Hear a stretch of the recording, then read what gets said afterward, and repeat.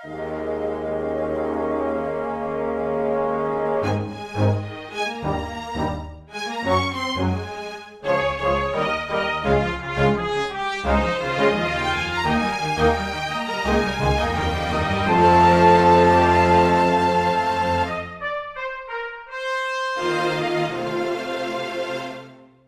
everyone, and welcome to Weekly Manga Recap here on September the 7th of 2022. I am Nick with Quinn. How are you, Quinn? I am good. I'm good. I think I'm good. How are you? I'm tired. Yeah, it's okay. I am okay. I have just been off and on sick for about the past week, and I am still a little bit out of it. So I apologize for being a little bit loopy or unfocused. That's just kind of generally how I'm going to be tonight, but it's okay. I'm fine. And that's fair. If I may offer a suggestion, I think this is a good opportunity for the two of us to get together on a quest. Let's travel to the land of Nod, which is where all sleep comes from, and let's just destroy it. Like, just obliterate it. In my current condition, this seems like an excellent idea. Let's do it. Let's go. Right. Let's go. Well, after we finish this podcast, off to the land of Nod to conquer it. All right. That's assuming that I remember it, and I can't guarantee that I will. So, let's talk about a lot of manga, though. We have a ton of manga. We do have a bunch of manga to talk about.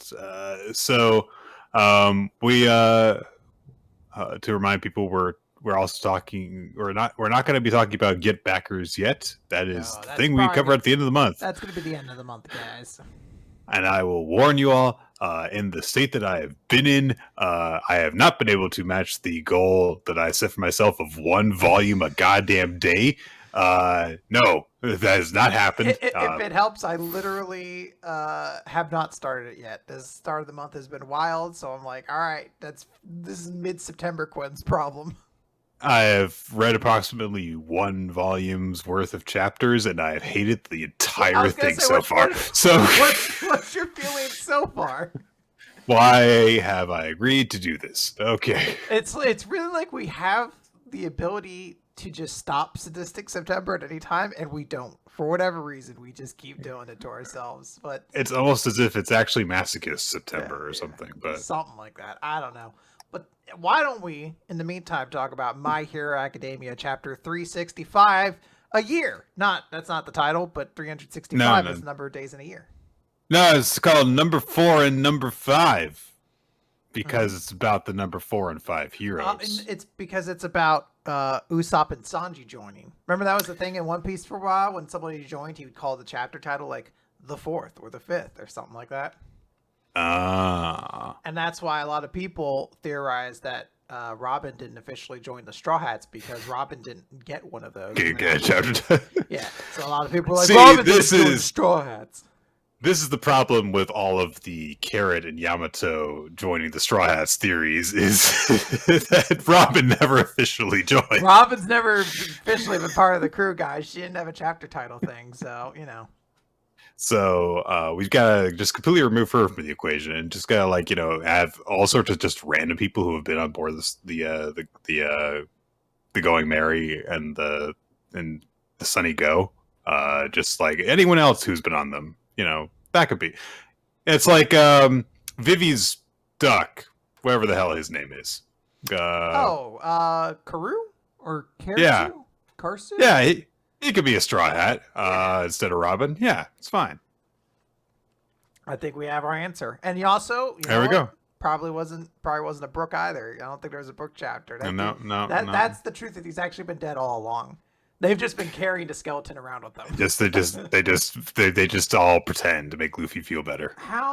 What kind of, like how we're not allowed to, as millennials, have things that are just normal and fine. Everything has to have like a dark, insidious twist to it. Like, the Rugrats are all about 4 babies that died at birth or whatever, and it's all purgatory. Like, what's that equivalent theory to One Piece? It's like Brook's always been dead all along, and they just took a skeleton around with them, and they want to pretend they have a musician, so they put it up to a piano, and they're just like da da da da da da da. And meanwhile, it's just a skeleton falling over into Cher. There's no One Piece chapter this week, guys, so enjoy this while it lasts. Boom, we got it. That's what this chapter would have been theorized. Let's talk about My Hero. I'm sorry, it's so dark, but it makes me laugh so much. All right. Oh, this chapter is about someone very not dying. So last time Bakugo, his heart was so gonna not be working no more until Edgeshot said, "It's fine, guys. I've got this. I'll just make myself really, really, really, really small, and I'll stitch it together." And the first couple of pages are him doing that. They like have to give an explanation about Edgeshot's quirk, because you're like, I don't remember what he did. He was a ninja. That's all I remember. Mm-hmm. And they had to explain like, oh, he can get his things thinner and thinner and thinner. And then Edgeshot's like, yes. Well, to explain the obvious plot hole of, doing delicate surgery while having just been in the heat of battle, I shall use one to wash these bubbles. And with that, I will sterilize my own body. ...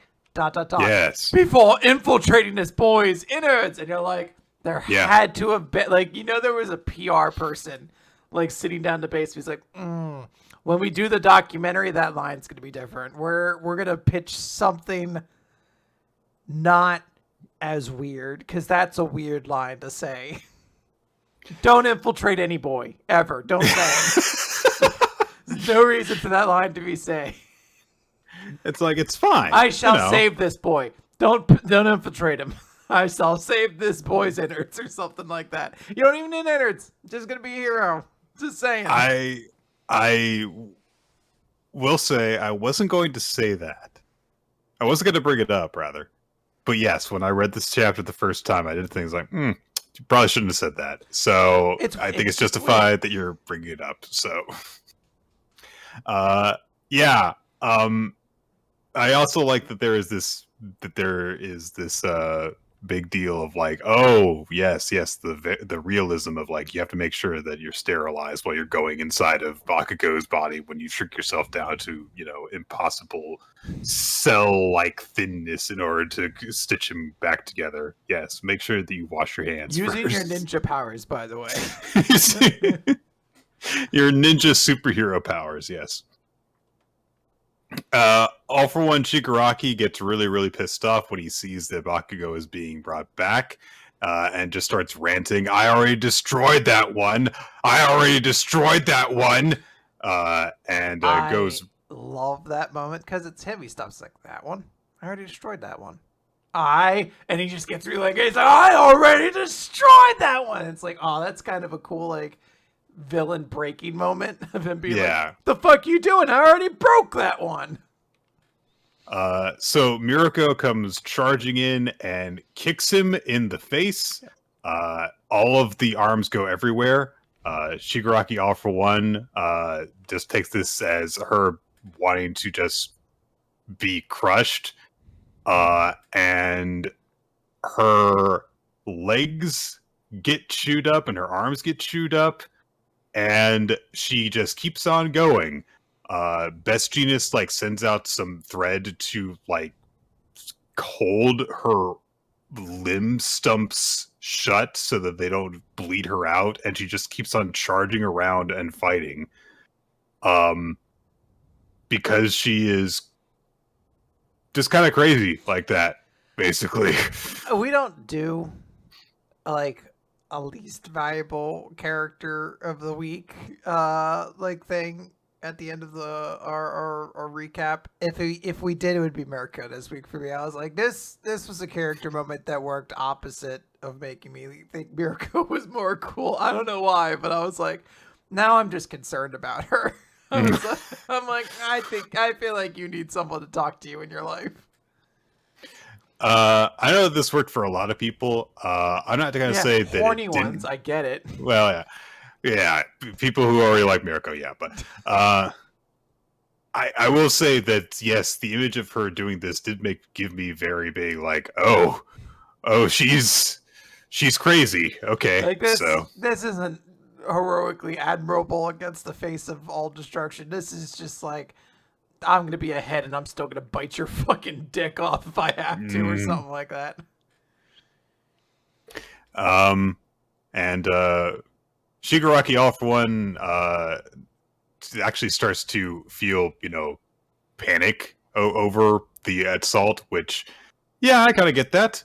And he thinks to himself, like, wait, do I feel threatened by some background extra? Which makes him look very cool. So cool that he refers to people by, like, in that, like, oh, I'm the main character kind of way. It makes him seem so cool. I think so that nice. is an instance of All for One showing through. Because we know All for One is that basic that they would refer to other characters as NPCs. Yes.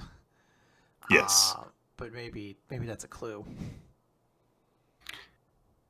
And there's also a very confusing moment during this match that I don't really, I really just can't tell what's going on, because stuff is moving very chaotically, and Shigaraki's body literally in this moment does not make sense because of all the bullshit that's going on, so I can't really even place it together. But there is a moment where Mirio is like phasing through him and putting his hands, I think, in front of his eyes, which I guess is kind of blinding him to some of Miriko's attacks, I guess. Yeah, it's definitely doing something like that. But anyway, Mirko charges in and she says, like, look, that guy told me to win, so I'm just going to do that. And she just does a bunch of kicks and knocks Shigaraki, all for one, backwards. And inside of his mind, Shigaraki is just really, really pissed off about how I've already destroyed all the heroes, though, so why are they coming back? I wasn't broken back then, but it's not like anybody reached out a helping hand to me. It's not like anybody would even look at me. And he's also thinking about his family, whom he all killed and stuff. And now they're like manifesting inside of his mind space stuff, which is definitely a good thing. Maybe. So I guess two little things. One, I guess we also, at least this is what I think. It's, again, really hard to read, but when he does note, like, that did sting a little, it looks like he's thinking to when Bakugo did that big speed boost and, like, got past him and hit him. So maybe this is him being like, oh, I kind of acted like I tanked that, but I didn't. It turns out that actually did fuck me up. So maybe Bakugo coming back is kind of a big deal. The second thing is there's like a big montage of what different characters are doing as like Shigaraki's doing it. And I don't know what Nejire's doing.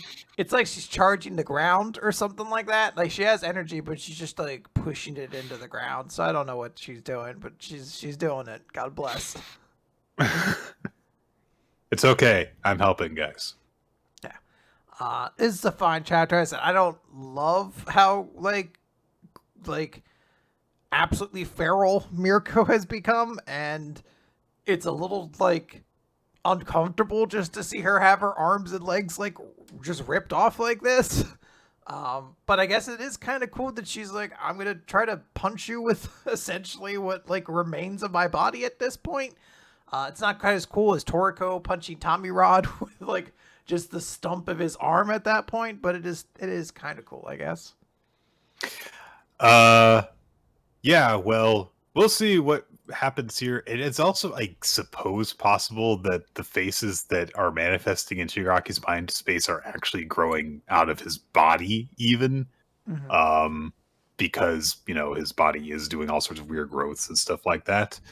But it's one of those things where I guess it's just kind of like, okay, well, I guess we'll just kind of see where this leads to next time. There was some crazy stuff that happened in this chapter, though. I'm not going to pretend that there wasn't. All right. Ready to move on? Let's talk about Undead Unluck. Number 125, 11 minutes. And we start with a color spread. That's like Fuko on one side, Andy on the other. And it was them before they met each other, when they met each other, and now. It's a very cool color spread. And I like seeing their character growth through that. So we open with Andy again doing the infamous line, "It's Lupin time." And yeah. Fugo goes on to explain, I'm doing this. Of course, because he does that, it goes like, it's Lupin time! It's Lupin time! It's Lupin time! Fugo re-explains, like, I'm doing this of my own free will. The two of us are going to be able to do this, even though I know there's going to be challenges. That's what I'm trying to say. Oh, what she says, so what I'm trying to say, and she gets interrupted by Apocalypse, who like comes in and is just like, the loop user has been swapped out at long last. Oh, but to think it's been to some rookie. Have you lost your mind, Juez? Oh, well, I was getting tired of you anyway. At least try to die in style. And Juez is just like, oh, I've always loved you, Apocalypse. He's like, what? No, you're not supposed to say that. I am the Apocalypse artifact. I make you all struggle in misery. She's like, oh, is that so? That's too bad. I've always considered you part of the team. He's like, fuck this! And he like moves it, like he gets real soon, and he's like, hey, Fugo, there's some conditions to doing the loop you have to do. They start by saying, the first is a large quantity of points. Whenever you clear a quest, or slay a UMA, or capture one, you achieve points, and you don't have that many. So, too bad, so sad, you can't make it. And then Andy's like, points are transferable. And we see Victor has like taken over half of Andy's body to just say, Luna, transfer all my points to Fuko. And we see the bean on the moon, who we saw before when Juez did this move, be like, okay, it's a deal. And they almost seem to be smiling a little bit. I can't remember if we saw the mouth this much before. The bean on the moon just says, this will be a turning point for everything. I shall see it through to the end. It makes them seem a lot less neutral. Yes. The kind of commentary that they provide. Absolutely. All the points are transferred to Fuko. And they're just like, yep, you have enough points now. You are now qualified to sit in the first seat, which grants loop privileges. This whole thing explained so early on in this series about how the different seats are basically made up by the number of points you have, and anyone can lead Union, assuming they're the person with the most points. And they're like, hey, like Fuko for a moment seems a little like, they're like, oh, you're not satisfied? You're like, well, I realize you didn't gain these points on your own, but your hard work is what moved Victor. So come, this is your spot now.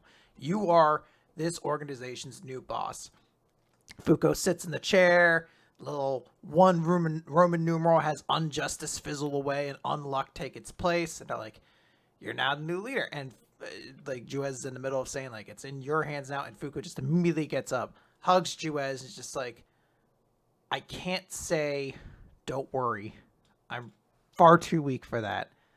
But Mr. Victor told me once before that I was just like you. And I always wondered in what way. But he said it's because I was a stumpy little idiot with a tanuki face, that I was heedless of danger, that when it came to helping those I cherish, and that I was willing to bet it all for them. But that spirit, that soul, that was what I had. So I know that much is true, and it's thanks to Union I got to be this way. So thank you for all you've done. And Juez starts crying and says, we share another similarity as well. We're both crybabies. Aww. Yeah, very, very sweet. Juez puts her helmet on. She's like, I have a job to do. So, take care of it from here. Apocalypse says, yes, this table houses the most seats it's ever had. 11, which means it will be 11 minutes till it's fully charged. 11 minutes till Arc mobilizes. You'll need to endure God's attack Ragnarok in the meantime. And Juez just says, I'm so happy. Up until now, I would always sit and watch my allies venture off to their demises. But now, I can actually fight. I'll be off now, boss. I will risk my life along with the others to ensure that you go through the loop. Juez looks so cool in this chapter. She looks extremely cool. I, for my emotional sake, really hope next chapter just like, and it was a very intense 11 minutes, but you don't have to watch all your favorite characters die. They did it. Yeah, everyone brace yourselves. It's going to be fun. I'm really hoping it doesn't tear me apart, but there's a good chance it might.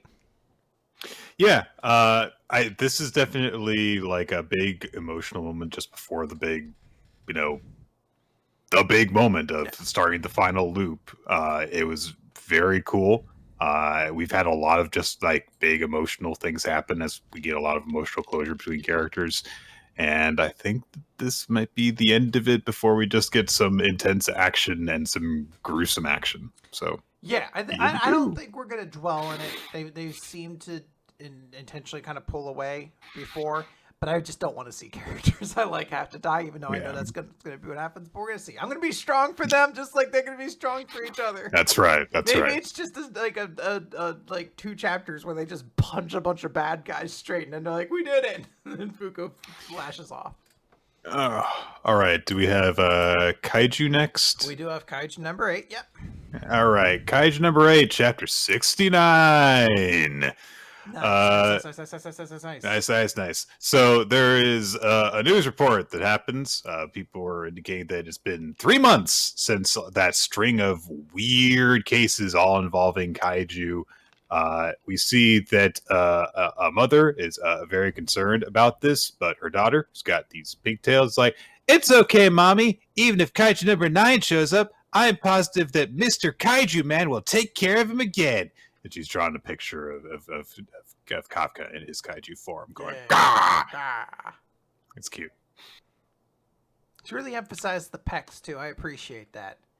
You know? Yeah. She made sure to get those in there. Not the abs. That's unfortunate, but kids, they don't understand how many abs there are. Nah. It sneaks up on you sometimes. It's okay. She'll take some life drawing classes, and then she'll know, Yeah.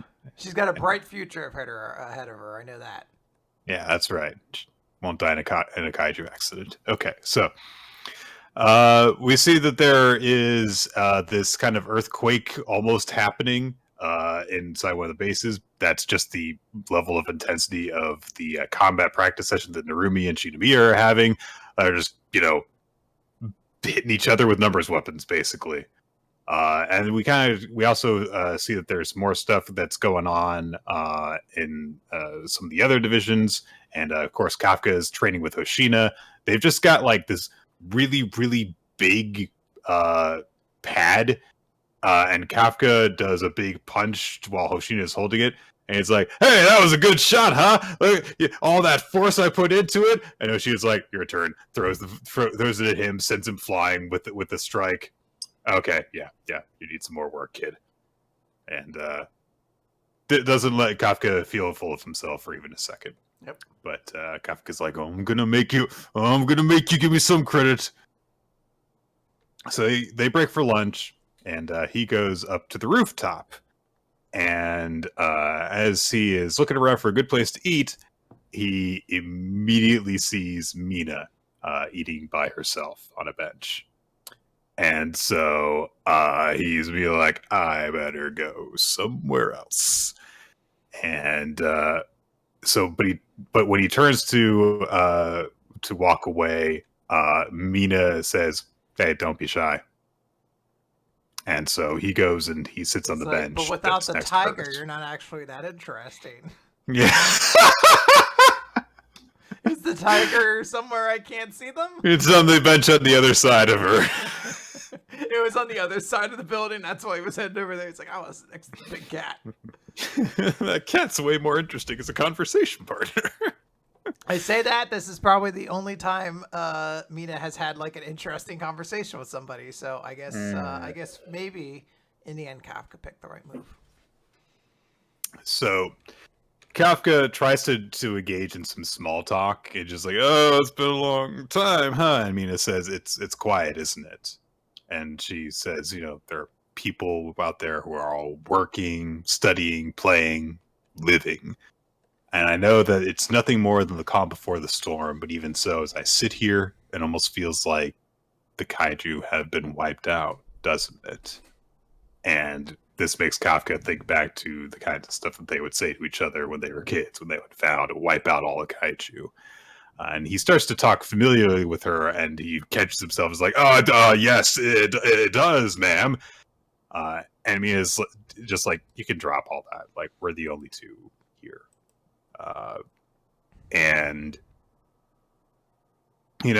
she says, Kafka says, yeah, I mean, out there, nobody's game is getting broken, nobody's cat is getting killed. These are the kind of days I wish would never end. And Mina brings up, when Kafka would do Kafka things when they were kids. Whenever there was an alarm, you would run all the way over from your other school building in order to come and get me. It was really embarrassing. And Kafka's like, well, yeah, but you were the vice captain of the Kafka Corps, and as captain, it was natural that I would worry about you. It's very sweet. Yes. And Mina says, yeah, you were always at the very front, leading people, being everyone's captain. Even though I know you were scared yourself, you would always put on a smile and give people a reassurance. And we see, little Kafka, kind of forcing a smile, giving a thumbs up, the way that adult Kafka still does these days. And Mina says, you haven't changed. And she also says, you ended up saving the Tachikawa base. Hoshina told me about your decision. I've gotten stronger. I don't need to hide behind you anymore, so you don't have to bear the weight alone. We made a promise. We said that we would wipe out the kaiju together. And Kaiju kind of nods, and he does that sort of forced smile again while he looks at her. And he says, yeah, we sure did. So Mina turns and walks away, and as soon as she's out of sight, she thinks to herself, he hasn't changed a bit. And neither has that smile he flashes when he's pushing himself too far. And she goes down the steps.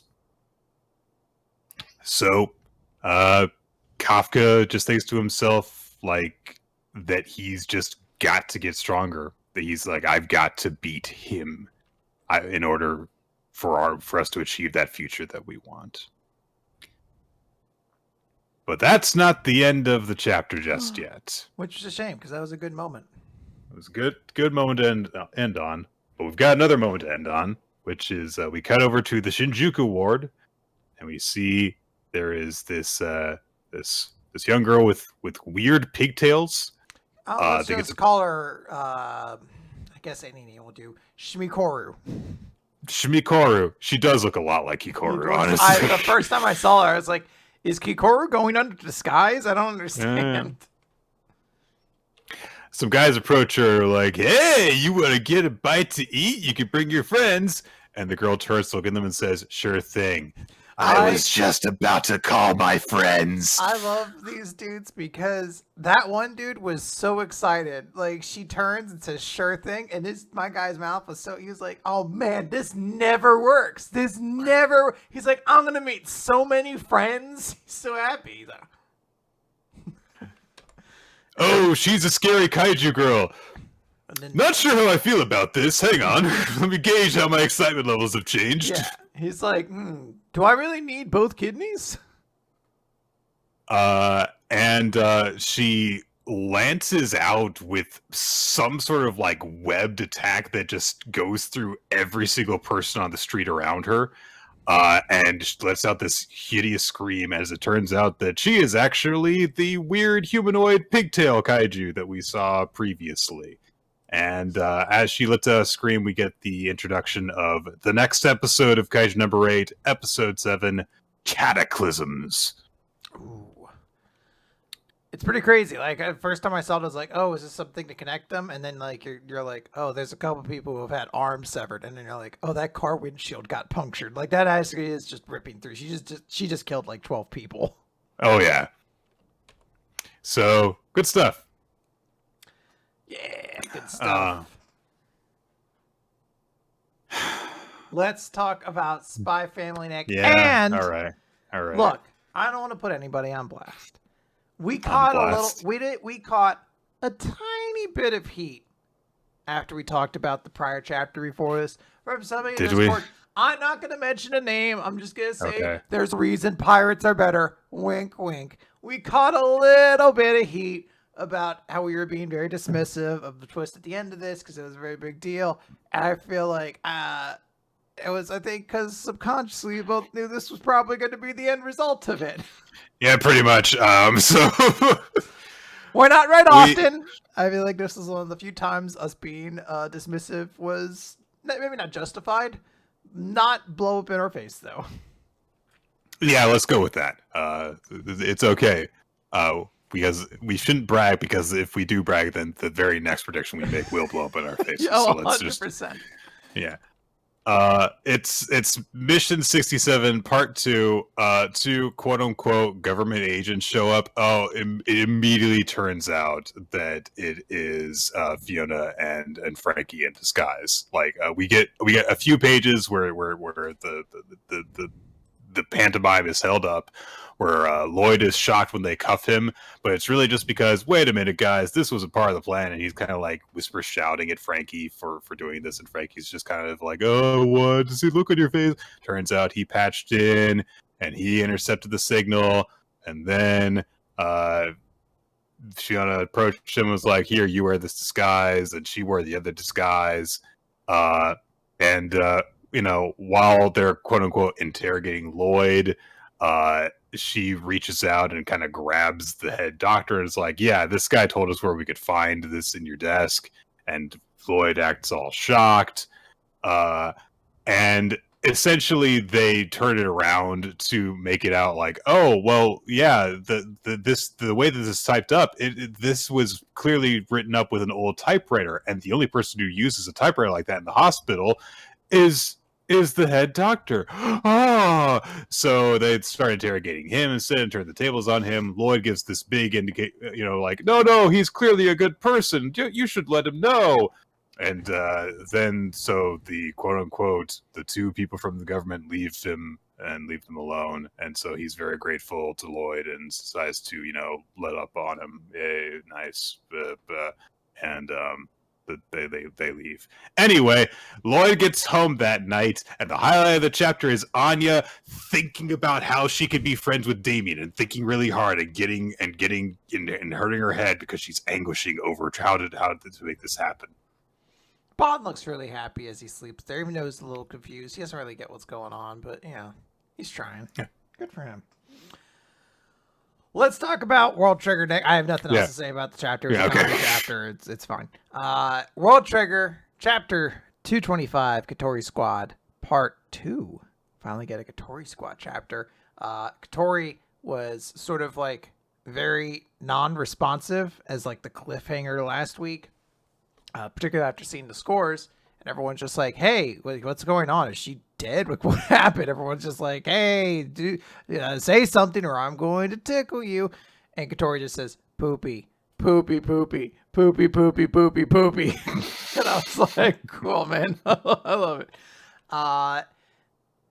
We remember about, or Osamu remembers what Suwa had said earlier. They're like, oh, they say when she's in a bad mood, like, she won't even talk to you. And they're like, shit, that's probably what's going on. So Suwa's like, hey, Katori, you still up for making dinner? Poopy. He's like, all right, I'm going to handle dinner.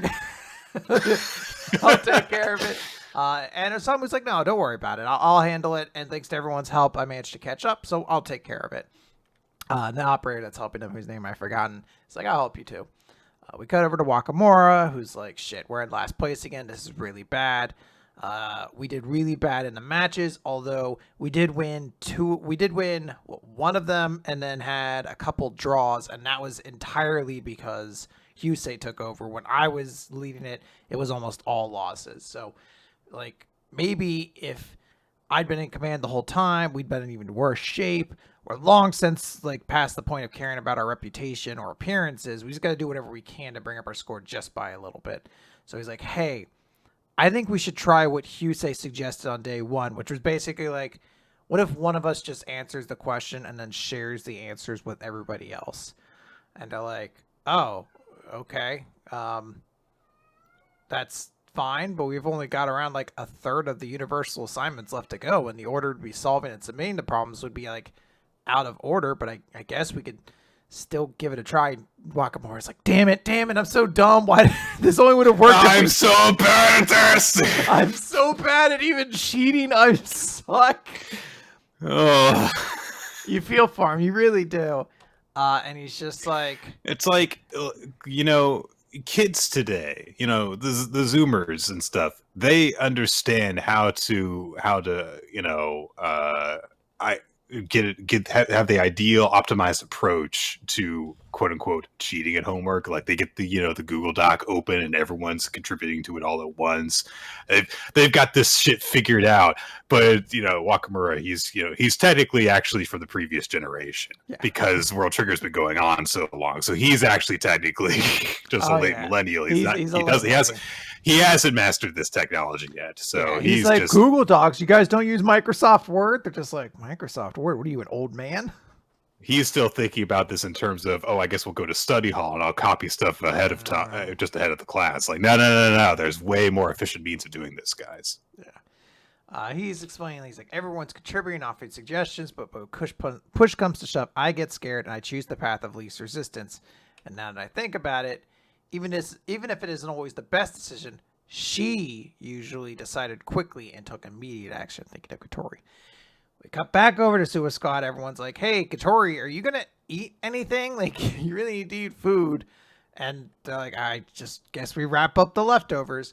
And so it's all right, let's talk strategy. And they're like, can we? If she's like this? He's like, well, she can hear us, can't she? Like, well, I think if we just decide to have our, like Osamu's like, if we just have our meeting around her, like she's like this, it's going to reflect really, really poorly on us to our judges. Like, we're basically speaking to like a catatonic corpse. So like, hey, we should do it. And then Katori like raises up like a zombie and is like, I'm going to bed, and just shuffles off. And like, did something happen that made things worse? And the dude with the visor, whose name I've forgotten, is like, what do we do? So it was like, I guess we just leave her alone, but we need her strength. So I don't know. Osamu pops in. He's like, hey, do you mind if I make a couple calls? So all right, he goes out, makes calls. He immediately calls the operator for Katori Squad. I don't remember her name either, unfortunately. Hana, I think, or something like that. And she's like, hey, I can't help you. And Osamu's like, I totally get it. We're in a competition. She's like, no, that's not what I mean. If we have this conversation, I might end up speaking about Katori's personality, and I'd rather not do that behind her back. And I realize that it might be for her own benefit to give you advice, but I'd just rather not. And Osamu's like, no, that's okay. Totally get it. I put you in kind of a weird situation. And she's like, hey, the other two members might be more helpful. Why don't you try giving them a call? Calls up Wakamura, and by the nature of him being the second one called, he's not the one to give an answer. Right. He's just like, I should have seen this coming. Anyway, I can't really tell anyone you much. Like, it would be helping like a rival team or anything like that. I've just been down on myself for being an idiot about everything today, so I'm just going to not trust in myself to give you any good advice. I've been taking a lot of walks since this competition started. I kind of don't feel like taking any more shots. You know what I'm saying? I don't really want to throw any more pitches out. Why don't you try calling Yuta? So he finally ends up calling Yuta. He's like, okay. So when Yuka started acting like this, what was your squad's mood at the whole time? And he's like, I've asked because Yoko doesn't let it get to her when she's not doing so hot herself, but it hits her much harder when her squad is having trouble. And Usama's like, well, our squad's been kind of like steadily improving, so I don't think that could be the case. And he's like, well, I don't know. And Osama's like, well, I kind of feel like I'm dragging everyone down. Maybe that's stressing her out. And he's like, I don't think that's the case. She sure gets ticked off when I screw up, but that alone has never been the source of one of her bad moods. In fact, I'd say that's the kind of thing that fires her up more, even if she complains about it. So I'm not really sure what it is. It does seem to be pretty indicative that she's really bummed about particularly Wakamura squad's placement. Or Wakamura's team's placement, rather. So Yuta's just like, all right, I mean, there's not really anything you can do to fix it. Like, Yoko's definitely smart, but she thinks with her heart more than her head, so logic can't, like, win out. And he's like, oh, and there's one thing you need to understand. She doesn't want to end up in one of her moods. She doesn't act this way by choice, and she can't shake herself out of it. She thinks she can't do anything but clam up and shut other people out. It's like, if she could escape the bad mood, she would do it in a heartbeat. I truly believe that. But maybe you could arrange some sort of distraction to snap her out of it, like stealthily placing something sweet in her vicinity sometimes is all it takes. So they try it. They try to like just have candy next to her in a big mug. And they're like, well, what else could get Katori's attention? And they're like, Pfizer guy's like, the only thing I could think of is Karasuma. And she was like, yep, Karasuma. So I was like, why? And they're like, oh, because Katori's a major fangirl of his. It's like a well-known fact. She doesn't even bother to hide it. In fact, most of Border HQ is a huge Karasuma fan. Like, they say that's the reason why he had to move, because he was threatening the Kido and Shinoda factions with his popularity. And so it's just like, you're his mentee, right, Mukumo? Like, maybe you could arrange a date for her in exchange, like, just in exchange. And he's like, that doesn't seem like a big deal, so I guess I can give it a try. And immediately, like, Katori's, like, latched onto him. She's like, for real? And the best part, like, he's just like, yeah, I mean, I could definitely ask. She's like, she said yes. Everyone heard it. He said yes. And it cuts over to Konami, who's like, it looks like your mentee just sold you out and sold you off. And Karasuma's like, if it helps Osamu out on the big mission, then it's fine. Like, God bless him, man. Good older brother, because that's wild. And immediately, Katori just, like, drops a bunch of, like, cookies or something. I don't know. She just drops a bunch of. He's like, are you goose going to stand around there spacing out? That's her shirt. Oh, good for her. That's a fun shirt. I thought she took a bunch of the candies from what's her name and was just dropping them. She's like, you guys going to stand around there? Let's get to strategies. So it looks like a date with Scruffy Hottie snapped her out of it. What a chapter. Mm-hmm. I can't believe I forgot to read this. I feel so bad because it's so different from just like, well, the battle strategy didn't work. They don't just analyze, like, question responses for 30 pages. There actually is, like, some kind of narrative through line, which is sweet. Yeah, actual character stuff going on. I appreciate that. Cool. Yeah, let's talk about Eden Zero, Chapter 206, Traitor! We have Jin on the cover, and he's like his robot ninja form. Don't forget, Nick, he's a robot ninja. Mm-hmm. And he went to robot ninja school. Mm-hmm. So everyone is like, oh my god, is Clean alive? Like, things are looking really bad. Dead End Crow fires another blast. The Eden Zero can't really dodge it. They're kind of on the back end of it. And Holy's like, this is bad. What happened to Clean? And Holy's like, fuck off. Or not fuck off. She's actually pretty nice about it. She's like, you guys go. I'll manage things here on my own. And Jin's like, no, I will continue the mission. She's like, aren't you worried about your sister? And he's like, of course I'm worried, but I promised. And he goes into a flashback that he had with Clean right before, I guess, all this happened, where Clean's like, I want you to go because I looked into Holy's backstory and I found out she had a sister who died. And that's always a shame. A person needs family. And Holy needs family, and I guess she has some kind of character quirk that maybe I've forgotten, where she doesn't call Holy. She calls her, like, Holily. So yeah, she's like, hey, if she boarded this ship, then she's our family now, so you gotta do it. So Jin destroys a robot using his ninja arts. He's like, I'm a robot ninja, so that doesn't use ether gear at all, I guess. Use an entirely different power source, who knows. So you go do it. And then Holy's like, where's Laguna? And Jin's like, he's already on his way to Clean, because we're a family. We know how to do it. Hamura's gotten in her battle suit. She's grabbed up the tanks full of the mom tanks. And she's like, all right, I'm going to take this back to ship. What are you guys going to do? And I'm like, we're just going to wait for instructions to start Operation Planet Eater, basically. And she's like, all right, cool. She flies off. And we get an ominous shot of Pino. And Rebecca is like, it's so dumb. Is it Rebecca? Yeah, Rebecca is like, Pino, what's wrong? You're awfully quiet. She's like, Master Ziggy knew about Operation Planet Eater. And Mr. Wise, you asked if one of us was a traitor. And he's like, oh, yeah, I figured I said anything. And Pino's like, the traitor was me. And like an ominous face. And everyone's shocked. And then it's like, oh yeah, because he like went into my back-end data and found out what's going on. He hacked into me. Yeah, I didn't actually betray anyone. I still am allied with you guys, but it's just like a weird, like, half a page setup to like, oh, And you're like, no, shouldn't no. She's very, very sorry. She's like, this is really bad. I'm going to have to go find my master. Everyone's like, well, that's not a great idea. Shiki's fighting him right now. That you'll almost certainly be in danger.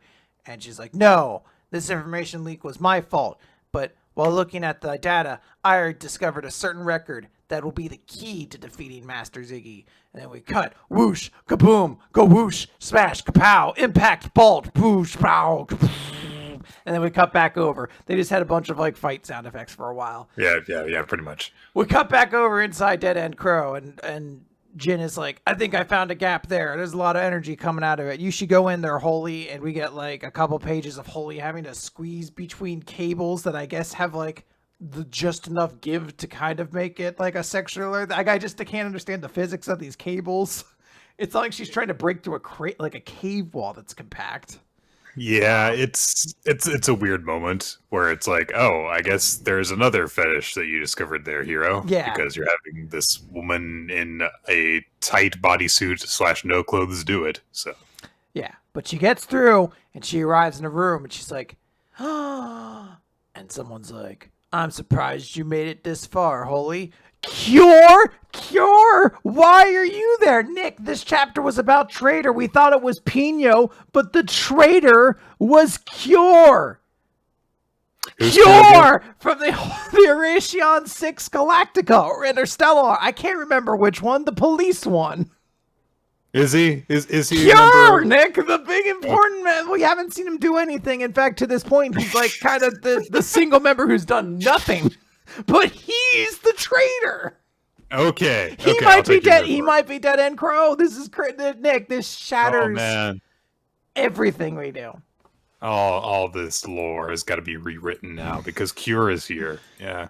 Cure. This is crazy. This upended everything. Like, I feel like we've got to I thought the story was like this. It turns out it's like this. Everything just flipped upside down. I don't know what way it's up. How do I even drink out of this now? I can't. Like, that's the function's completely changed. It's an amazing visual metaphor. It's like you've completely flipped over the shell, but the contents remain the exact same. It's crazy. Everything's changed. I don't know how to describe my dull disgust for this chapter. That is the exact, like, I finished this chapter and my only response was like a loud guttural blah. Like, I was just like, who? Fine. Like, nothing was actively necessarily wrong about the chapter. Like, Jin gives a fine speech. Family, blah, blah, blah. Family. Yeah, that is kind of what it is like right there. That's the first half of this chapter. Just like a very lame, generic speech about we're family, and that's it. Then we get this whole thing is like, oh, by the way, there is some progress being made with like moving the moms, which is still just a funny thought to me. Got to grab up these moms. You got to move all these moms, and then we get the worst quote unquote traitor reveal ever, which I'm the traitor. Not really, though. Like, I have to... Anytime that we have, like, a betrayal in anime that's, like, lame or doesn't make sense, we're going to have to, like, put it up another tick, because this is so lame. Just no dedication, no follow-through. The traitor was me, but not really. Couldn't even hold it in for a page. Like, well, I guess it's better than, like, had it been so much more infuriating if that was the end of a chapter. I'm the traitor, and you're like, what? In the next chapter, she's like, accident, he hacked into me. Like, fuck off. I know you're supposed to be like a child, but I fucking hate you right now.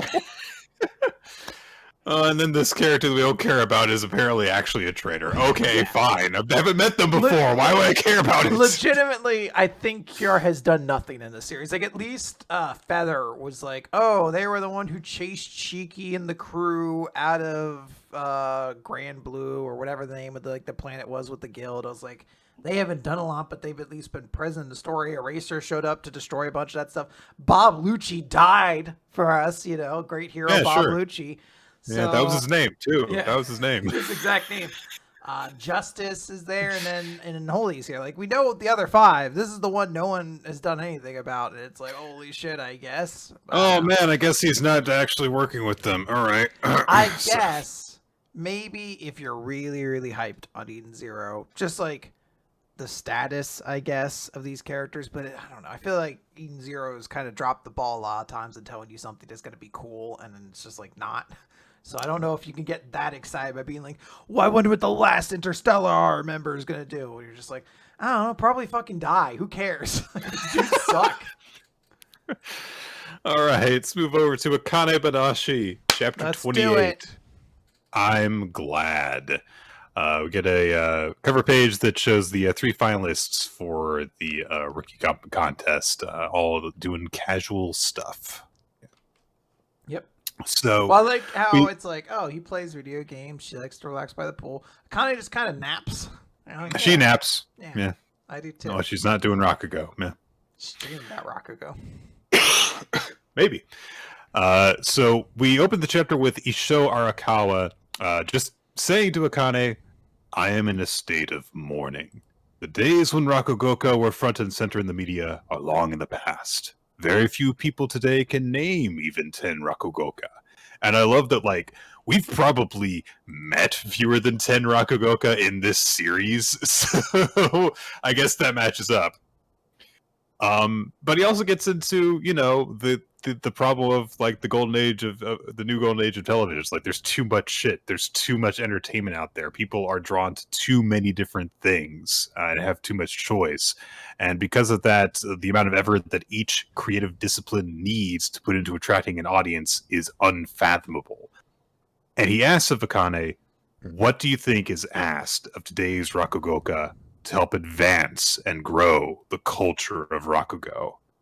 And she thinks back to what she would feel when she would watch her dad perform secretly. And she says, kind of sadly, an act that entrances those who watch it. And Isho says this is correct. It is a disciplined, polished, overpowering performance that moves, excites, and invigorates an audience. At the same time, we're one to accept an inexperienced performer, even once, it would lower the quality of the art and cause the culture to stagnate. That is why the Shiruchi of the Arakawa school are required, to have the power and skill to make the masses sit up and take notice. Those who cannot even believe in their own art are not meant to climb our lofty peak. And Akane says, that's a really arrogant remark. And Isho says, of course it is. Rakugoka are not just entertainers, we are the keepers of a traditional art. We preserve and protect the arts we inherited from our forebears and pass them down to the next generation.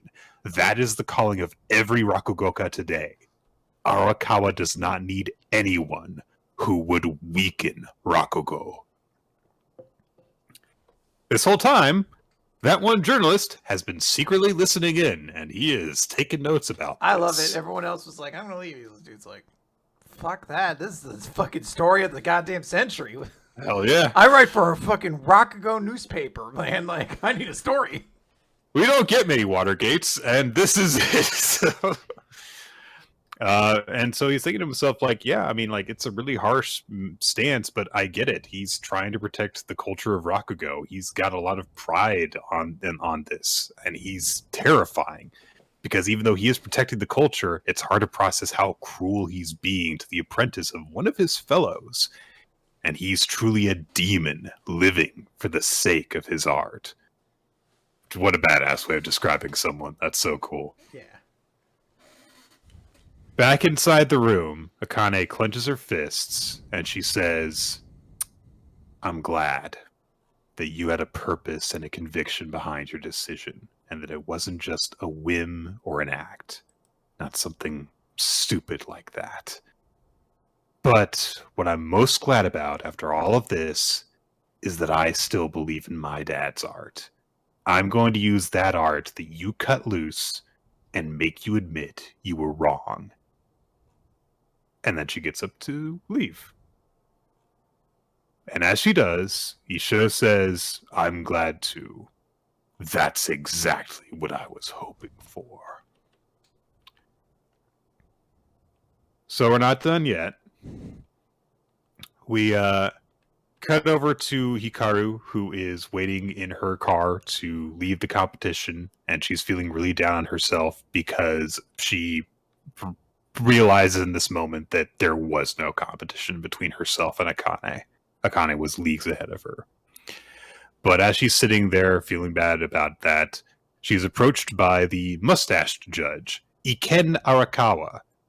And he's like, I see you're the type that hates to lose, aren't you? But we cut away from that to where Kareshi is talking with his friend, I guess.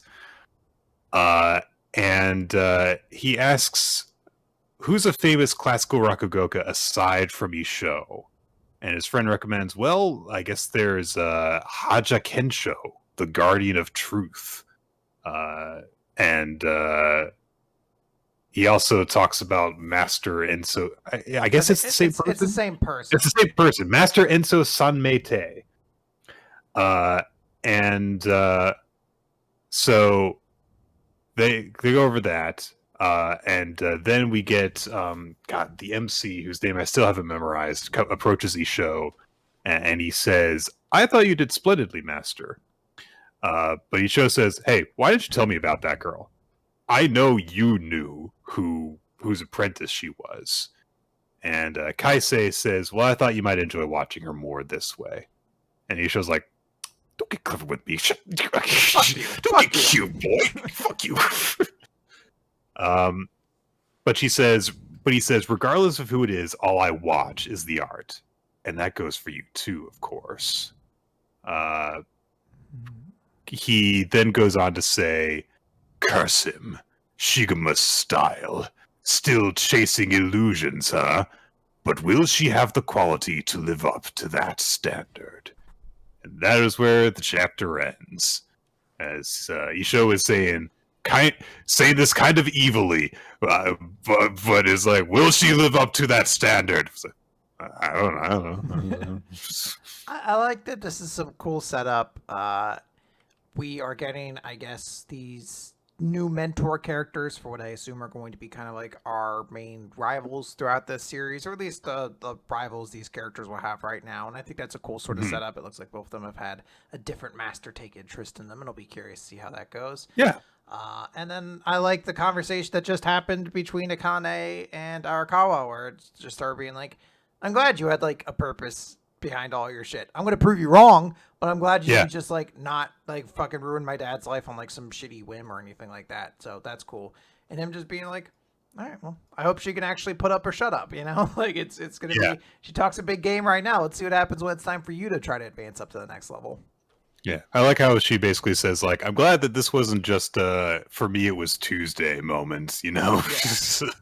There was an actual reason why you did it, and now because of that, I can prove you wrong, so.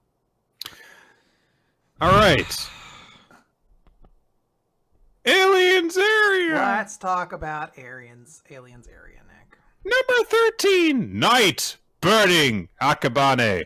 I don't remember this chapter. So, I could blaze through it real quick. Go ahead. She reveals the bar patron lady reveals that she was a member of A3, which was like sort of like an anti-aliens alliance group, and all about the implants that have been done and things like that. And she goes on to explain like, oh, she was in it until she eventually left because she fell in love with an alien, and she was going to rescue that alien, and she did, and they kind of escape it like, oh, hey, the other alien stopped me like, hey, could you not ask her any more questions? She like it's like her birthday, and she said like the person she loved would come back for her on her birthday, but he hasn't for years. It's kind of like a special night, you know? It's like 14 light years are between them. Like, it's crazy. And whatever, mentor character dude's just like, I never promised I'd let you go in exchange for the information. They're just like, fuck you, here's some information, like, just take it and go. And he's just like, fine, I hate romance anyway, this sucks. You have like a sad story, and then they leave, and then like as they're walking, they're like, hey, that guy went into that bar, and then the bar explodes and they killed everybody. And you're like, cool, I'm glad I got to know and like these characters before you set them on fire because the series is about to end. Oh. I guess he came back and burned them all. That's depressing. Well, okay. Let's talk about a series where love is blossoming in a different way. Yes, Blue Box Chapter 67, A Chance to Blossom. Ooh. So last time, Chinatsu fully admitted to Karen that, there was some that she was interested in. And to avoid any potential miscommunication or misinterpretation of her words, Karen flat out says right away, "Is that person Inamata?" Thank God. I love Karen. She's the immediately. best. Like, I'm like, thank God you immediately came in like, let's answer this question. Yeah. And Chinatsu says yes. And Karen says, "Oh, so you like him?" And Chinatsu, in very Chinatsu fashion, looks at Karen, and she looks, kind of like blank yet also determined, like she often does, and says, "No, I wouldn't say that yet." Which Karen's like, "Wait, what? What are you talking about?"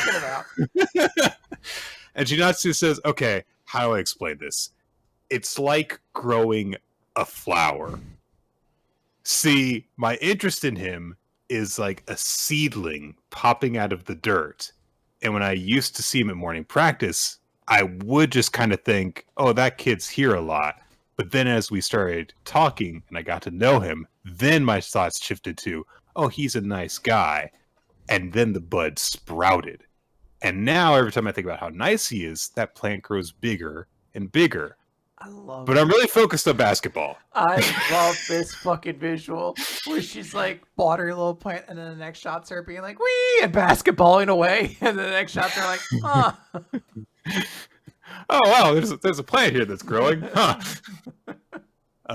And so she's like, oh, so because of that, the flower hasn't blossomed yet. And so Karen's like, okay, I've got the metaphor now. I get it. I get what she's saying. Okay. But Chinatsu admits that when she saw Hina and Taiki not kiss during the play, that rattled me. So Karen thinks to herself for a second, and she says, okay, I'm not one to fall for people that easily either, so I kind of get what you're going through. But that kind of stuff about whether they kissed or not, I mean, it doesn't matter that it was an accident. The moment those kinds of rumors start flying around, yeah, it's all just nonsense. And basically she's saying that if it were her in that circumstance, she would have like destroyed the bud and just cut it off right there to protect herself, I guess. But she says, when you look at different people, the moment when the bud sprouted, as you put it, some would say that is falling in love. It's, it's different for everyone. I'm not saying that any one way of looking at it is right or wrong. I think how fast someone falls in love comes down to who they are. And you're not the type who wants a boyfriend and then decides to fall in love. I think you're really cautious about it. But I understand how you still don't feel that you can say you like Inamata. But while you're saying that, there is a possibility that someone could swoop in and snatch him away. And Chinatsu's like, that's not nice. And she's like, no, I'm being serious. Like, I want you to be happy and find someone that you love and you have a wonderful love with them. And I don't know when that's going to happen, but if the time comes when you feel you love someone, I want you to acknowledge that feeling. And Chinatsu seems to kind of be taken off her guard by this, but she's like, okay. It's a very nice big sister moment, I think. I love this conversation between them, like in a way of Chinatsu explaining her thoughts and Karen understanding it, and then also kind of being like, I do want to present a reality to you too. Like, I know you kind of do things at your own pace, but like Taiki is also a person with his own autonomy. If you don't make it clear what you feel, there's a chance someone like he might fall in love with someone else. Just throwing that out there. I really like it. Yeah. And so they go over that, and they just are kind of like quiet, well, like sitting next to each other, and Karen's thinking about how she feels about what Chinatsu has told her and what her friend is going through. And then she says, I wish my little sister could take a page out of your book. And Chinatsu's like, well, why? Well, she's a serial monogamist. She's always dating around. She said she dumped her boyfriend her last boyfriend because he walked too fast. And who should come through the door into the bedroom at that moment but her little sister? Oh, way. It's the girl that we've been seeing little bits and pieces of in the last several chapters. Wouldn't you know it? She kind of just barges in because she wants to borrow Karen's nail polish remover. And she's like, I already gave it to you, Ayame. But Ayame just sees that Chinatsu's there and she's like, hey, you're here! You're so pretty! So...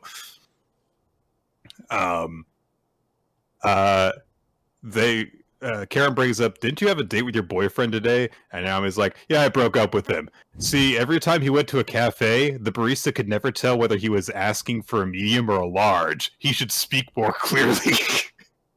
Because this is obviously trying to set up that she might try to get with Taiki, and I am so worried about our boy, because I'm like, he has so many flaws that this girl might get with him and just shatter his heart immediately. She's going to be like, ew, what? Why did you scream I didn't kiss her, trip, and run away? This is awful. I'm going to break up with you in the most public way possible. You didn't run away fast enough. Yeah.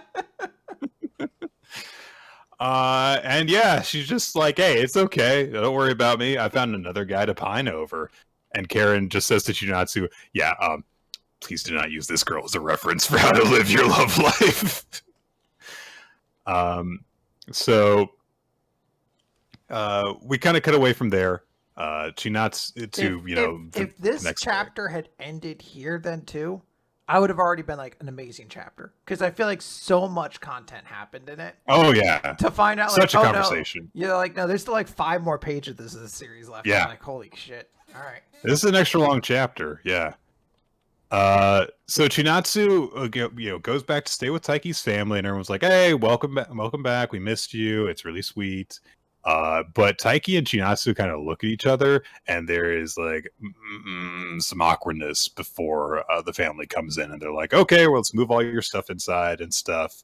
Taiki thinks to himself that he's got no idea what's going on in Chinatsu's head. Chinatsu, of course, is dealing with these new feelings and everything. Next day, Taiki is at badminton practice. Hina comes up to him and says, "Hey, they want you to give these club funds to the seniors." And they have just kind of like a little bit of banter about the fact that, Taiki's racket's kind of busted. But while they're just kind of talking about it, some people are talking about them because they're like, oh, it's the couple. And Hina just looks completely unfazed by this. She says, hey, don't let them get to you. Yeah. I've thought of a way to work the rumors in my favor. And Taiki's like, what are you talking about? And she looks at him while kind of blushing, and she says, it's up to Taiki to make it a reality whenever he wants. And Taiki's like, no! And he says, yep, I've got no problems now. She's like, I've solved everything. Just put all that pressure on him. So Taiki's, just kind of like left alone while she walks off. Kyo comes up to him, and Taiki says, don't say anything. And Kyo's like, I wasn't gonna. It's like, yeah, well, we know, Kyo. We know. Kyo! So the team all lines up at the end of Batman practice, and Taiki's thinking to himself, okay, festival's over now. I gotta focus on Batman again. And I need to improve if I can, in order to have any hope of beating Yusa again. And at that moment, the captain says that starting today, the Badminton Club's got a new member. They're not a player. It's their new manager, Ayame. Dramatic reverb. So the implication does seem to be that Ayame is going after Taiki because she thinks that he's interesting and she thinks he's kind of hot. And she even apparently went so far as to join the badminton club just to be close to him. Yeah, which makes 100% sense for what we know about this character, and that she just kind of goes after guys. Just goes for it. They're not interested in her anymore. So, I like this. I'm very intrigued to see where this goes because I feel like there's a lot of potential room for exploration in that relationship. And I kind of like Ayami as a character as sort of like this pseudo antagonist who like doesn't seem to have a lot of depth to her yet, and I feel like we're gonna find it before long. But she's gonna stir so much shit up in the meantime. Yes. Like she's a tornado just colliding through this entire fucking like calm, peaceful high school life. This is kind of like what we've become as a result of bringing this series into the show, just being like, yes, more dramatic twists, a shit stir has entered. Dance. As opposed to being like, oh, another character. So, yeah, I thought this was a phenomenal chapter. This is great. Yeah, lots of different awesome stuff happened in this chapter. It was great. Let's talk about... Wait. I've got a puzzle for you, Quinn. For me. Okay. I have to say, it took me... It was kind of hard to come up with this one because every time I started thinking about wrestling this week, I just started thinking about Ace Steel biting Kenny Omega. What a wild month of wrestling it has been. How was the big story not supposed to be all the stuff that happened during like the wrestling shows this weekend? God damn it. Oh, God. If you have no idea what I'm talking about, good. Sadly, too, this was the first AEW pay-per-view I haven't picked up in a while just because I was so busy. And part of me is just like, I might have made the right call on that part. It was so good, too. Like, it was such a satisfying show. And then all that happened. Anyway, here's the actual puzzle. Pleasant, pernicious, poltergeist, prizes pennies and plaque. Was there some kind of evil tooth fairy character? Yes, actually. Kind of.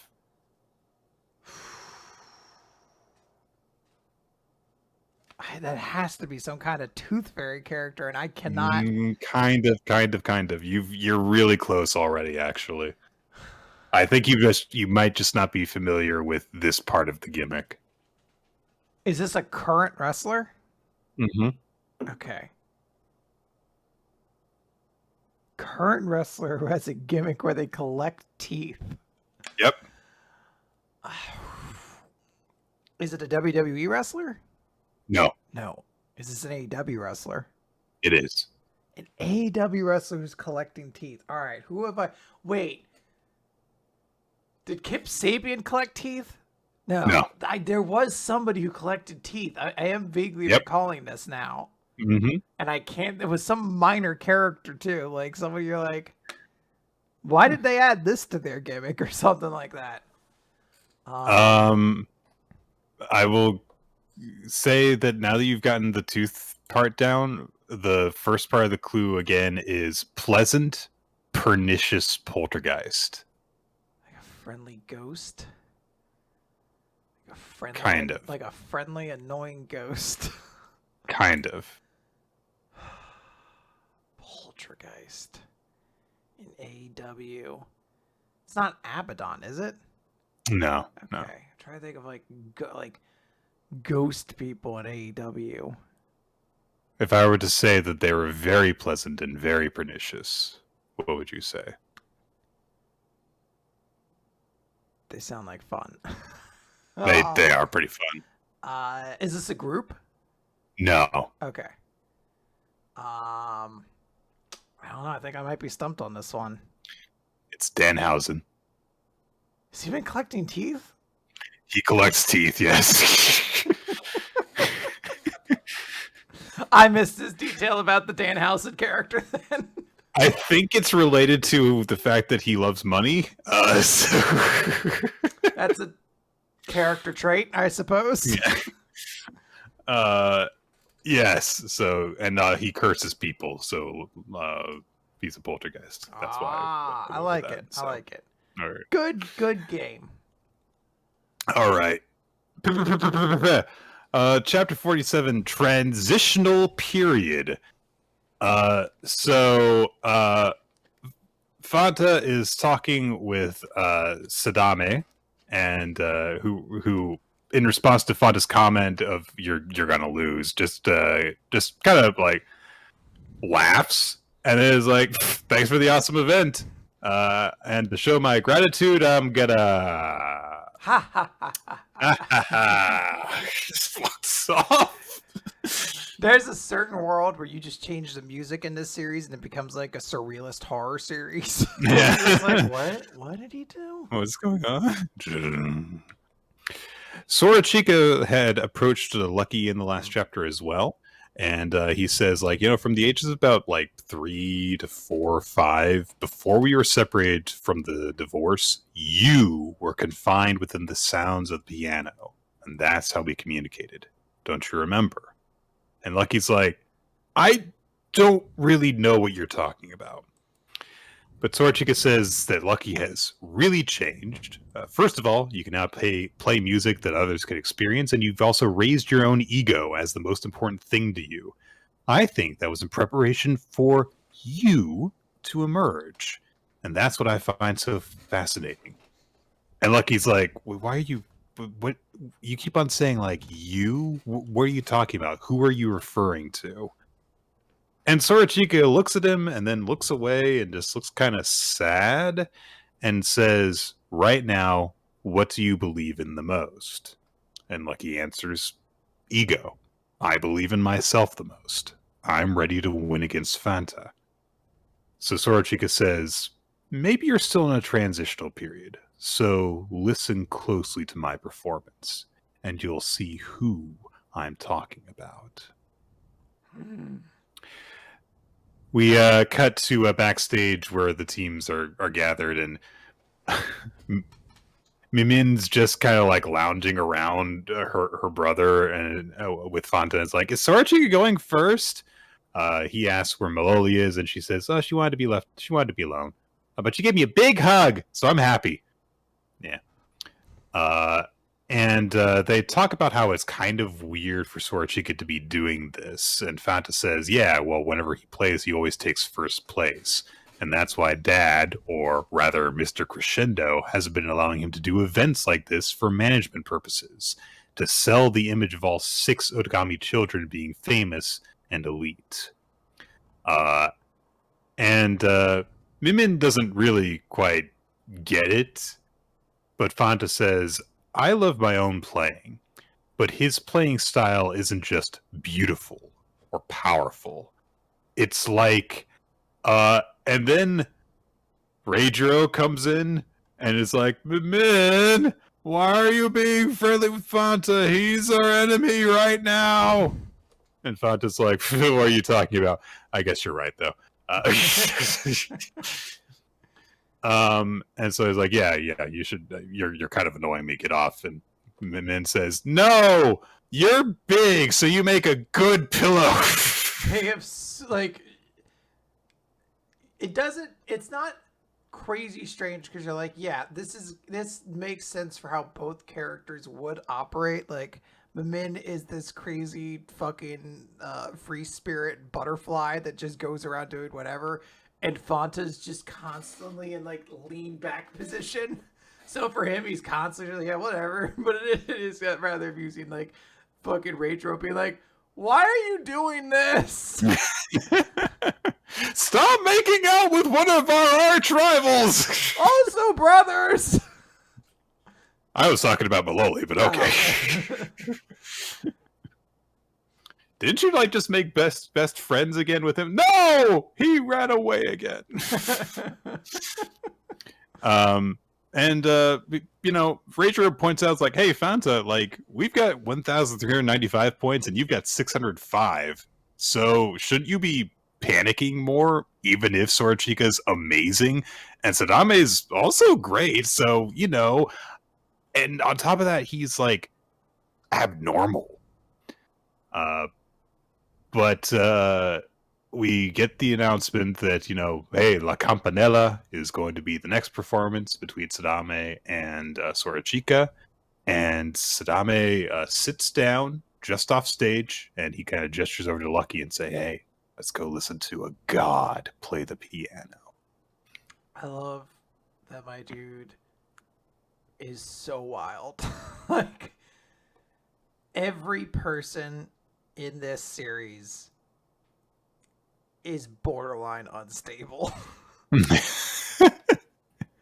Like, when Reijiro has to show up to a scene to be like, guys, we need to mentally pull it together, you're like, good. This is absolutely the last person who should be the voice of reason in a scene, but my boy is doing it. Yeah, it is. It is crazy to look at all of them and be like, no, I guess the Reijiro is the voice of reason. Yeah. And then, like, you were like, oh, well, Sadame was always like, you're like, yeah, he's just the dude or whatever. And then you get, like, moments through this chapter where it's just him being like, I would like to thank you for... Turns, walks away. Ha ha ha ha ha.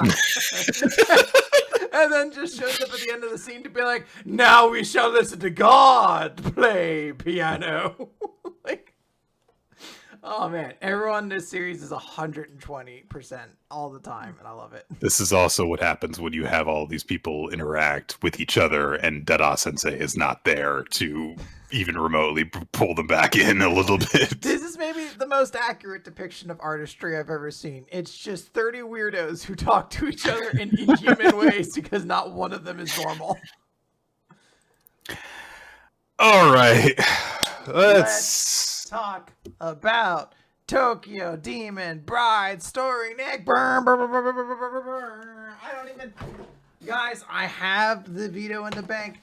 I am not even going to need to use it, though, because this series is staying, definitely, because we love innovative and fresh series that does new takes on the genre. That's what we appreciate here, and if that isn't what this series is, I don't know what is, man. So, which watch B? Tokyo Demon Bride story. Chapter 1, the Demon Bride appears. So there is a demon girl that shows up in the Tokyo train station. We immediately get a flashback introducing her as a younger girl interacting with the male protagonist of the story, Jinta, and they're on a riverbank. And he says to her, hey, Manaka, do you want to marry me? When we grow up, I could come to this mountain and find you in 10 years or whatever. But then he gets called away, and he's like, I gotta go, and rushes off.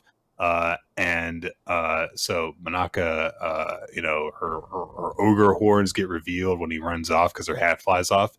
And she's like, Mary, I'm going to marry Jinta in 10 years. And now it's 10 years later, and we're reintroduced to Jinta, who's a hard-working plain boy. Who is 17 years old now, going around doing a bunch of stuff, trying to do a bunch of side jobs in order to make sure that his family's bills and stuff are paid off. And then who should arrive at his door? But it's Manaka, and she's a grown teenage girl now. She's got big old horns on her forehead. She's like, I have come for you, Sir Jinta Hanafuda. And Jinta looks at her and is like, okay, what the hell? There's demons here. I'm just going to close the door and lock it. I'm probably just dreaming. And she takes out a sword and fucking cuts through the lock.